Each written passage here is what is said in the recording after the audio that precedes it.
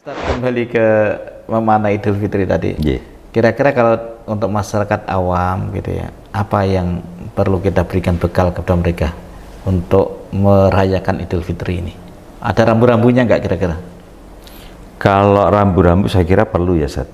Perlu ya. Karena ketika orang awam itu dibiarkan, tetap mereka akan euforia. Ya, euforianya sesuai dengan apa yang mereka mau. Gitu ya. Ya, maka perlu diarahkan bahwa Idul Fitri itu adalah momen mensyukuri buah puasa kita, bahwa puasa itu menahan hawa nafsu, penuh dengan kesabaran. Kita selalu dibatasi bahwa urusan makan, urusan ini dan itu diperbolehkan nanti setelah adzan maghrib. Gitu ya. Ini kan berarti latihan kesabaran yang luar biasa, ya. Sehingga kita punya istilah Idul Fitri, kembali kepada kesucian makna mereka, tapi ya, kembali pada artinya kita ya mungkin bahasanya minal aidin wal faizin itu mungkin bahasanya yang sering meskipun kita dengarkan. Mereka merayakan, tapi mesti tetap harus dalam koridor nilai-nilai Islam. Ya, gitu ya. Jadi bahwa mereka itu menang dari hawa nafsu, bukan kemudian setelah mereka menang dari hawa nafsu kok harus mengikuti hawa nafsu lagi, kan lucu. Justru menjaga gitu. Nah, harusnya menjaga sehingga ada keistiqomahan, ada rambu-rambu bahagia itu. Bahagia gitu. Ada rambu-rambu. Berarti tidak mereka selesai Idul Fitri kembali sebagaimana termasuk kebiasaan-kebiasaan tidak baik kembali lagi gitu, enggak ya?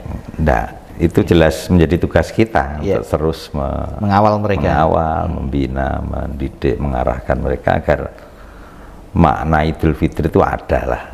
Jadi bukan kemudian kembali cair bersama orang-orang awam lagi, seharusnya enggak begitu. Tidak sekedar euforia gitu ya. Euforia. Gitu. Baik Ustaz. Kemudian Ustaz, setelah Idul Fitri kan kita punya tradisi ketupat gitu ya. Itu gimana tradisi ini? Kan sesuatu yang sebenarnya menarik juga ya. Kalau orang mengistilahkan ini bodo besar, hari raya besar dan hari raya kecil gitu ya. Itu sebenarnya filosofinya apa? Saya kebetulan tidak mencermati. Jadi kalau selama ini yang saya dengar dari yang awam, karena saya lebih banyak di bawah, itu sebenarnya ya mereka hanya ingin sedekah kalau bahasa gitu ya. Syar'inya, ranahnya ranah sedekah. Sedekah gitu ya. Tapi kadangkala memang karena saking awamnya mereka kemudian hanya berhenti di kata-kata, ya ini simbah-simbah dhisik yang ini hanya begitu. Tapi orang sekarang itu sudah sisi filosofisnya kita orang awam sudah tidak begitu begitu diperhatikan. Gitu. Sehingga mereka ya pokoknya ini ketupat, karena di pasar banyak orang yang jual ketupat, akhirnya mereka beli. Ada yang beli longsongannya lalu dimasak sendiri, ada yang beli sekaligus isinya gitu ya. Kemudian mereka masak sambal goreng dan mereka tapi memang ada orang-orang yang ada pemahaman yang ini dikirim untuk arwah ini dan lain sebagainya, untuk bapak ibu simbah yang sudah meninggal itu, ya itu PR dai untuk ngepaske bahwa janjane itu ya ada sisi positifnya kalau ilmunya diluruskan gitu ya. Bahwa orang tua kita ini walaupun dikatakan sudah mati kan sebenarnya tidak mati. Itu seharusnya tetap menjadi pemahaman kita, bahwa kita perlu ngirim doa, kita perlu ngirim pahala untuk orang tua kita lah. Mungkin salah satu yang dianggap arahnya ke sana itu ketupatan itu mungkin gitu. Itu orang awam mau digimanakan. Tapi kalau memang sedekah mereka berbagi itu luar biasa ya sebenarnya. Itu tradisi yang memang ya mau nggak mau memang dilestarikan karena memang kita bagaimana memberikan kepada orang lain meskipun di momen-momen tertentu ya. Kemudian kalau setelah Idul Fitri ini kemudian gimana sih cara menumbuhkan agar semakin memiliki rasa simpati dan empati kepada sesama manusia? Ya, sebenarnya kalau menurut saya sederhana, Ustaz. Kan kita sudah ngerasain lapar. Oh gitu ya. Ya kan sederhana kan? Iya. Kita sudah ngerasakan lapar. Jadi orang lapar itu seperti itu.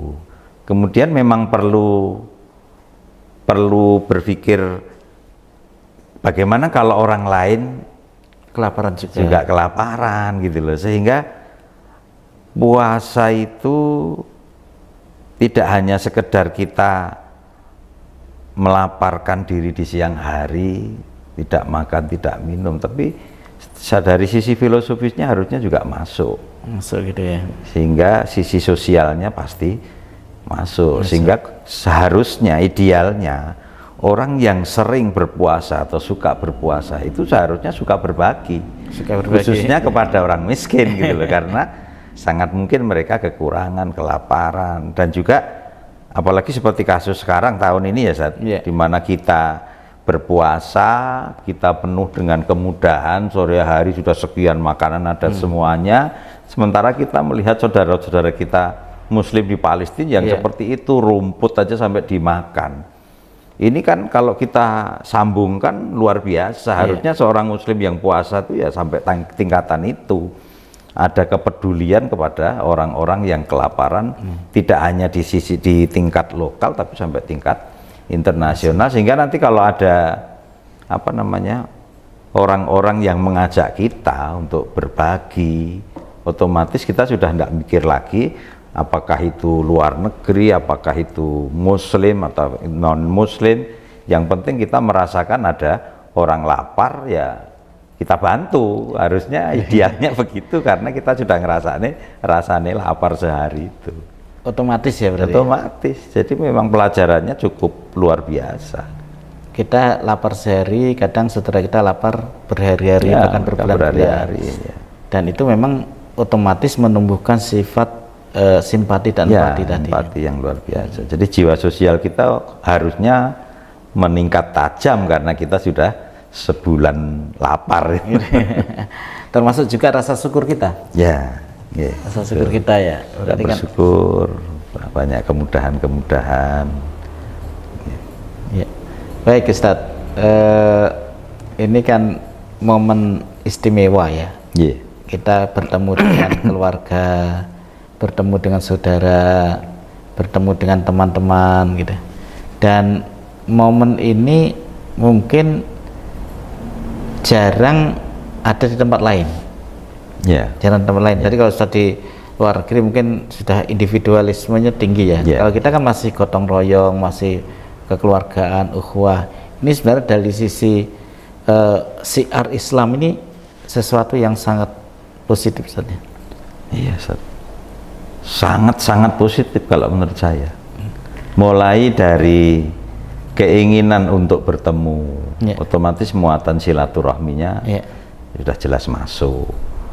Kemudian ya sisi berbagi juga jelas, itu bagian dari sodako, karena hampir tiap rumah masak dan itu menyeluruh, hampir seluruh Indonesia. Ini sangat positif sekali ya. Hampir seluruh Indonesia yang namanya Idul Fitri itu mereka pasti masak. Madura yang hari rayanya itu Idul Adha, ternyata Idul Fitri juga masak. Mereka juga masak karena memang banyak tamu yang akan hadir ke rumah, sehingga ini sangat positif. Sisi sedekahnya ada, silaturahminya ada, kemudian memaafkannya ada. Ini sangat positif. Kalau menurut saya jangan hilang. Kalau menurut saya jangan hilang, harus terus ada. Kira-kira apa yang harus dilakukan sebagai seorang dai dan aktivis Islam ya, khususnya di momen Idul Fitri itu, Ustaz? Ya, kalau saya secara pribadi saja membersamai mereka. Membersamai masyarakat. Kita membersamai masyarakat. Kemudian Kalau memang kita longgar, ya kita hadir ke rumah-rumah mereka. Silaturahmi ya. Nggih, kita ikut silaturahmi, karena silaturahmi seorang dai itu jelas lebih berkualitas daripada silaturahminya orang awam. Gitu ya. Iya, contohnya tadi kita tidak akan salam-salaman dengan yang bukan mahramnya. Otomatis kan menjadi contoh untuk begini ternyata Ustadz. Di samping juga kita akan dilihat oleh masyarakat, oh ustadznya gaul gitu loh. Karena ternyata ustadz gaul itu dibutuhkan Ustadz, di masyarakat itu. Tidak eksklusif ya. Tidak eksklusif, tidak merasa lebih dan lain sebagainya. Membersamai mereka itu sangat penting sekali. Sangat penting ya. Mereka akan kemudian bahagia, oh ustadznya akrab, ustadznya bisa dicontoh, bisa membersamai kita dan lain sebagainya. Senang ya masyarakatnya. Ya, senang. Ya, ini memang sesuatu yang menjadi ciri khas bangsa Indonesia sebenarnya. Yeah. Baik Ustadz, ini sudah sekian lama kita adakan bincang-bincang tentang makna Idul Fitri ini. Mungkin Ustadz punya pengalaman yang ya berkesan atau menarik selama berdakwah di berbagai tempat, terutama ketika suasana Idul Fitri ini. Dalam negeri apa luar negeri? Ya bisa luar negeri, bisa dalam negeri Pak, yang menurut Ustadz berkesan. Kalau saya berkesan yang di Mekah Ustadz. Iya. Gimana, karena berapa ya? 10 hari kita etikaf di Masjidil Haram, kemudian suasana Idul Fitri yang begitu luar biasa, orang tumpah ruah di Masjidil Haram, itu kita sebenarnya hanya biasa saat sholat gitu, tapi tahu-tahu nangis dewe. Jadi kita hanya sholat, tapi tahu-tahu keluar air mata, enggak tahu. Tapi dada itu bahagia, bukan sedih, bukan ya. apa. Itu seperti. Adapun yang lokal, kalau lokal itu ya momen-momen tadi ya. Iya. Momen-momen kita bersama keluarga. Ya itu aja. Bersama masyarakat. Karena saya kalau sholat Id biasanya bareng keluarga. Oh gitu ya. Satu keluarga gitu. Satu keluarga bareng-bareng gitu ya. Nek momen yang paling mengesan akhir-akhir ini mungkin di Solo Baru saja. Gimana di selatan, di Masjid Muhajirin namanya, di selatan Dr. Un. Dr. Un gitu. Nah, itu ketika kita selesai sholat itu tidak boleh pulang. Pokoknya Ustaz tidak boleh pulang dulu. Ya, kita dimasukkan di satu ruangan, ya segini ini kira-kira ruangannya. Di situ kita diajak bincang panjang, tanya jawab dan lain sebagainya sambil makan besar. Oh, gitu. Itu yang kita rasakan. Suasana akrab sekali gitu ya. Dan baru sekali itu. Saya biasanya biasa-biasa aja. Gitu ya. Tapi itu sekali itu, masya Allah. Justru menarik itu ya. Menarik. Ya.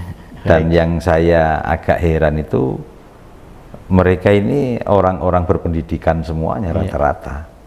Bukan masyarakat awam seperti pedesaan, tapi kok suasananya atau justru mereka kangen dengan suasana itu kan? Wallahualam.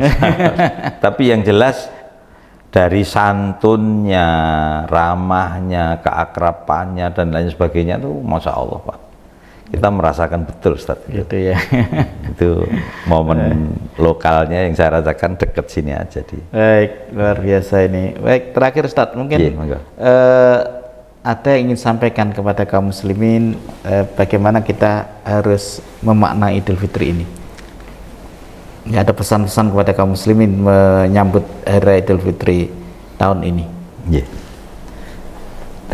Jadi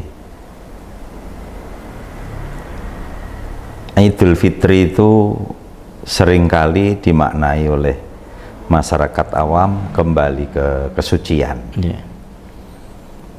Maka hendaklah filosofisnya betul-betul diambil bahwa mereka atau kita akan kembali kepada kesucian.